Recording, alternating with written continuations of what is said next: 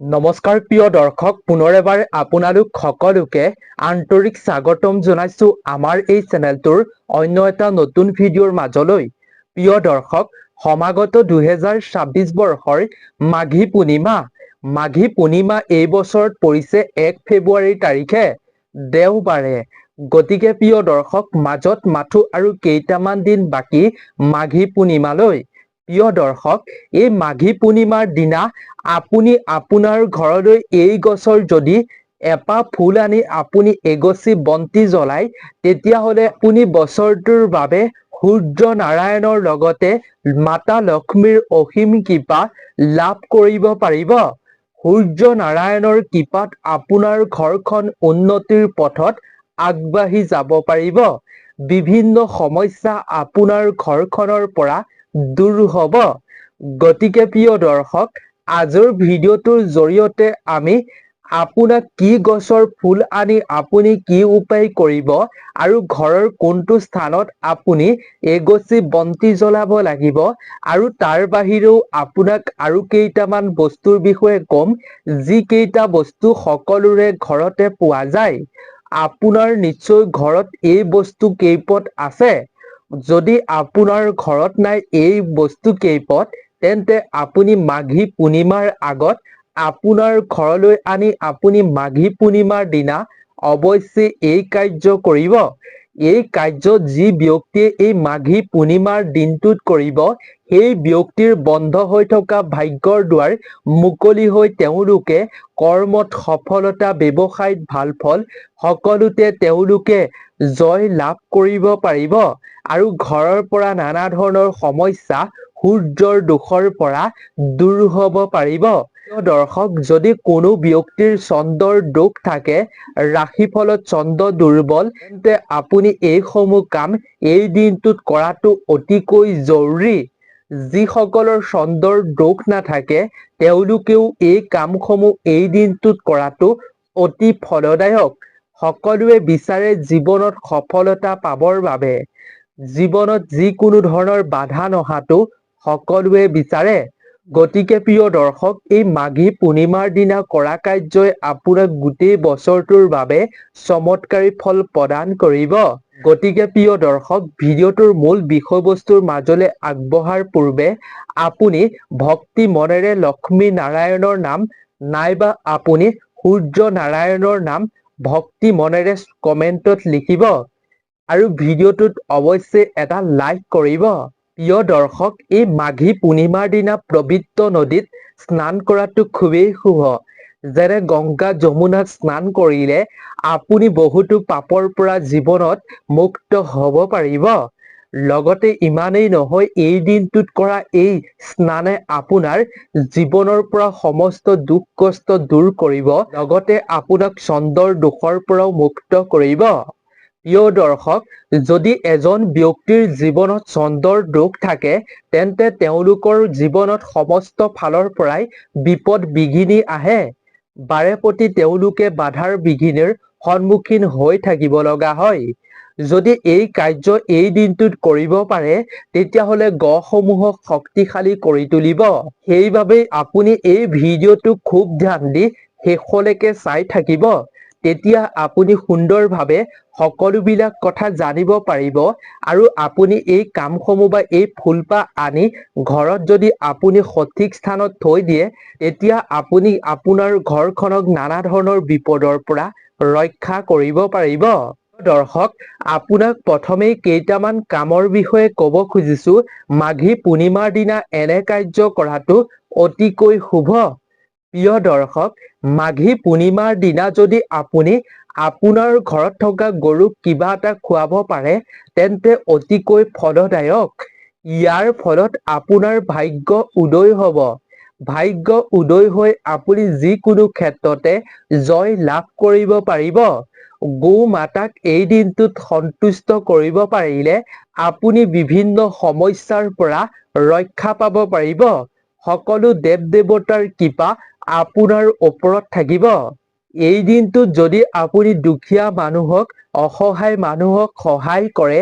ইয়াৰ ফলত প্ৰিয় দৰ্শক, আপুনি কৰা ইতিবাচক কৰ্ম অৰ্থাৎ ভাল কৰ্মৰ দ্বাৰা আপুনি গ্ৰহৰ অনুকূলতা বৃদ্ধি কৰিব পাৰিব। মাঘী পূৰ্ণিমাৰ দিনা আপুনি পবিত্ৰ গ্ৰন্থ আবৃত্তি কৰাটো অতিকৈ শুভ। বিষ্ণুৰ আপুনি সহস্ৰ নাম আপুনি এই দিনটোত শুনিব পাৰে। সত্যনাৰায়ণৰ কাহিনী শুনাটো এই দিনটোত অতিকৈ শুভ আৰু ফলদায়ক বুলি গণ্য কৰা হয়। এই দিনটোত আপুনি যিকোনো ধৰণৰ নেতিবাচক কাৰ্য কৰাৰ পৰা বিৰত থাকিব। এই দিনটোত আপুনি সদায় ইতিবাচক কৰ্ম কৰক, যিয়ে আপোনাৰ জীৱনত ইতিবাচক প্ৰভাৱ পেলাব। যিয়ে এই দিনটোত নেতিবাচক কৰ্মত লিপ্ত হ'ব, তেওঁলোকে গোটেই বছৰ জুৰি অভাৱ অনাটনৰ মাজতেই দিন পাৰ কৰিবলগীয়া হয়।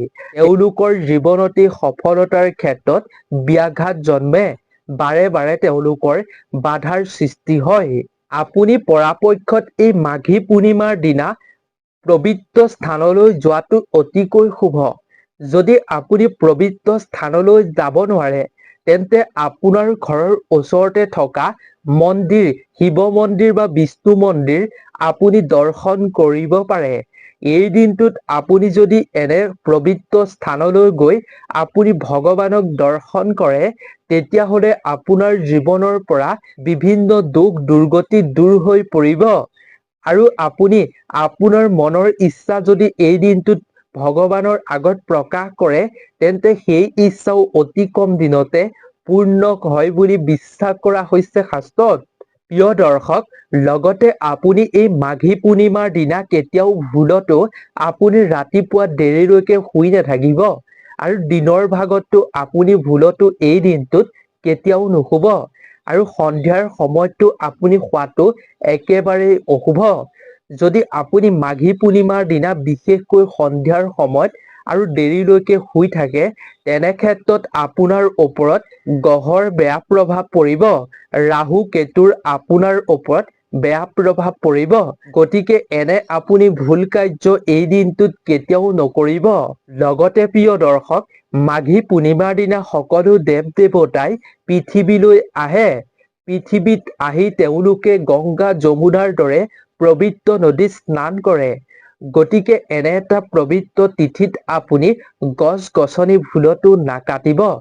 গছ গছনিত আমি সকলোৱে জানো, প্ৰতিজোপা গছতে কোনোবা নহয় কোনোবা দেৱ দেৱতাই বাস কৰে। যেনে আহঁত গছত বাস কৰে ভগৱান বিষ্ণুৱে, তুলসী গছত যিদৰে লক্ষ্মী দেৱী আৰু ভগৱান বিষ্ণুৱে বাস কৰে, ঠিক সেইদৰে প্ৰতিজোপা গছতে কোনোবা নহয় কোনোবা দেৱ দেৱতাই বাস কৰে। গতিকে এই দিনটোত গছ গছনি কাটিলে আপুনি জীৱনত বহুতো অসুবিধাৰ সন্মুখীন হ'বলগীয়া হ'ব। লগতে প্ৰিয় দৰ্শক, এই মাঘী পূৰ্ণিমাৰ দিনা আপুনি কাৰো লগত হাই কাজিয়া বিবাদ আপুনি কৰাৰ পৰা বিৰত থাকিব। এই দিনটোত যদি আপোনাৰ ঘৰত হুলস্থুল পৰিৱেশ হৈ থাকে, খং ৰাগ কৰি থকা হয়, তেনেহ'লে লক্ষ্মী দেৱী আপোনাৰ ঘৰলৈ কেতিয়াও প্ৰৱেশ নঘটিব। বিশেষকৈ আপুনি মাঘী পূৰ্ণিমাৰ সন্ধিয়াৰ সময়ত কেতিয়াও হুলস্থুল পৰিৱেশ কৰি নাৰাখিব। ঘৰখনত এক শান্তিময় পৰিৱেশ গঢ়ি তোলক। চাফ চিকুণ কৰি ৰাখক নিজৰ ঘৰখন, যাতে ঘৰলৈ লক্ষ্মী আই বসতি ল'বলৈ আহে। সেইবাবে আপুনি ইয়াৰ প্ৰতি বিশেষভাৱে লক্ষ্য ৰাখিব। এই দিনটোত নিচাজাতীয় বস্তু সেৱন কৰি আপোনাৰ ঘৰলৈ নাহিব, বা আপুনি এই দিনটোত এনেধৰণৰ বস্তু সেৱন কৰাৰ পৰা বিৰত থাকিব। সকলো দেৱ দেৱতাৰ কৃপাৰ পৰা বঞ্চিত হ'ব এনে ব্যক্তিসকলে। লগতে শনি গ্ৰহৰ কুপ্ৰভাৱ সেই ব্যক্তিৰ ওপৰত পৰি জীৱনত নানা ধৰণৰ সমস্যাৰ সমভাগী হ'ব লাগিব। প্ৰিয় দৰ্শক, এতিয়া আমি জানো আহক মাঘী পূৰ্ণিমাৰ দিনা আপুনি কোনপাহ ফুল ঘৰলৈ আনিব আৰু কিদৰে আপুনি বন্তি জ্বলাব লাগিব। প্ৰিয় দৰ্শক, আপোনালোকে নিশ্চয় জানে সপ্তাহৰ প্ৰতিটো বাৰ কোনোবা নহয় কোনোবা এজন দেৱ দেৱতাৰ নামত সমৰ্পিত। গতিকে 2026 বৰ্ষৰ মাঘী পূৰ্ণিমা দেওবাৰৰ দিনটোত পৰিছে। দেওবাৰৰ দিনটো সূৰ্য নাৰায়ণৰ নামত উৎসৰ্গিত। গতিকে এই দিনটোত যদি আপুনি এনে কাৰ্য কৰে, তেতিয়া সূৰ্য নাৰায়ণৰ অসীম কৃপা আপুনি লাভ কৰাটো নিশ্চিত। প্ৰিয় দৰ্শক, দেওবাৰৰ দিনটোত যদি আপুনি সম্পূৰ্ণ ৰীতি-নীতিৰে সূৰ্য নাৰায়ণক পূজা অৰ্চনা কৰে, ইয়াৰ দ্বাৰা যি ব্যক্তিয়ে কৰিব সেই ব্যক্তিৰ ভাগ্যৰ দুৱাৰ মুকলি হৈ জীৱনলৈ সুখ আৰু সমৃদ্ধি আগমন হ'বই হ'ব। প্ৰিয় দৰ্শক, মাঘী পূৰ্ণিমা দেওবাৰৰ দিনটোত যদি আপুনি উপবাস পালন কৰি ভক্তি মনেৰে আপুনি যদি খাদ্যৰ লগতে গাখীৰ, চাউল আৰু আপুনি গুড় দান কৰিব পাৰে, ইয়াৰ দ্বাৰা সূৰ্য ভগৱানো সন্তুষ্ট হ'ব আৰু মাতা লক্ষ্মীও সন্তুষ্ট হ'ব এনে কাৰ্য কৰাৰ দ্বাৰা। আৰু এনে কাৰ্য কৰাৰ দ্বাৰা সেই ব্যক্তিৰ মনৰ ইচ্ছাসমূহ শীঘ্ৰেই পূৰ্ণ হোৱাৰ প্ৰবল সম্ভাৱনা থাকে। প্ৰিয় দৰ্শক, আপোনাৰ ঘৰখনত যদি বহুত অভাৱ অনাটন আৰ্থিকভাৱে আপুনি সংকটত জুৰুলা হৈ পৰিছে, তেনে পৰিস্থিতিত আপুনি এই মাঘী পূৰ্ণিমা যিহেতু দেওবাৰে পৰিছে, এই দেওবাৰৰ দিনা আপুনি এই সুযোগ নেৰিব।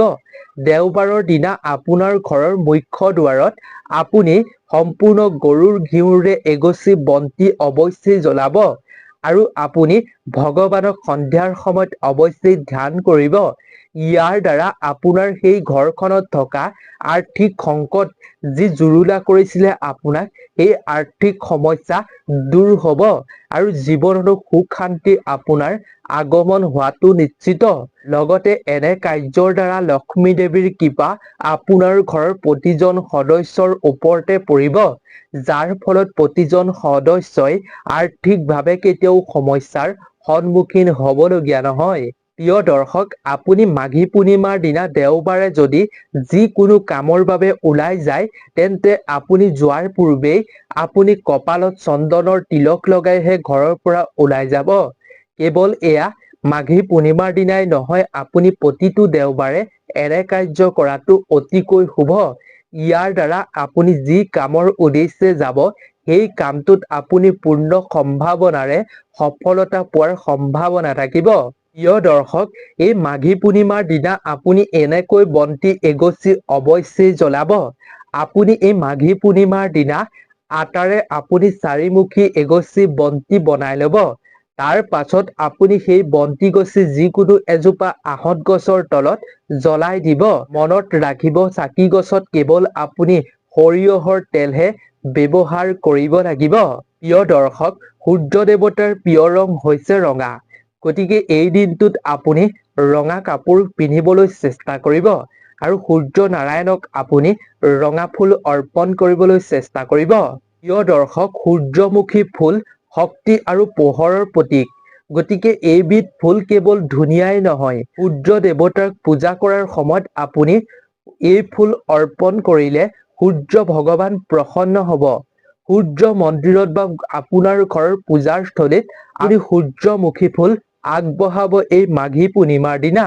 সেইবাবেই আপুনি এই দিনটোত সূৰ্যমুখী ফুল য'তেই দেখা পায়, আপুনি তাৰ পৰাই আনি এই কাৰ্য অৱশ্যেই কৰিব। লগতে প্ৰিয় দৰ্শক, আপুনি এই দিনটোত ৰঙা ফুলৰ মালা বনাই আপুনি সূৰ্য নাৰায়ণৰ পূজাত অৰ্পণ কৰিব পাৰে। আপোনাৰ পূজাৰ স্থানত আপুনি সূৰ্য ভগৱানক আপুনি অৰ্পণ কৰিব পাৰে। ইয়াৰ দ্বাৰা সূৰ্য নাৰায়ণ খুবেই প্ৰসন্ন হয় বুলি কোৱা হৈছে শাস্ত্ৰত। লগতে প্ৰিয় দৰ্শক, সূৰ্য নাৰায়ণৰ লং ইলাচি খুবেই প্ৰিয় বুলি কোৱা হৈছে শাস্ত্ৰত। সেইবাবেই আপুনি মাঘী পূৰ্ণিমাৰ দিনা সূৰ্য দেৱতাৰ পূজাত আপুনি লং ইলাচি অৱশ্যেই পূজাত আগবঢ়াব। প্ৰিয় দৰ্শক, লগতে মাঘী পূৰ্ণিমাৰ দিনা আপুনি আপোনাৰ ঘৰলৈ এডাল ময়ূৰ পাখি লৈ অনাটো অতিকৈ শুভ আৰু সেই ময়ূৰ পাখিডাল আপোনাৰ ঘৰৰ পূজাৰ স্থলীত থৈ দিব পাৰিলে আপোনাৰ ঘৰলৈ ইতিবাচক শক্তিৰ প্ৰভাৱ আহিব।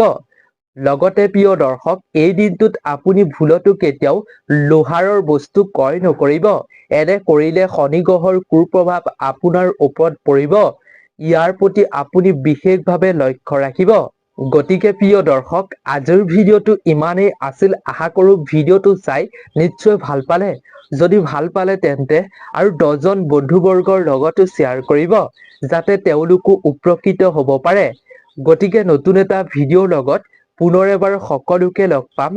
আজিৰ ভিডিঅ'টোৰ পৰা বিদায় লৈছোঁ। ধন্যবাদ।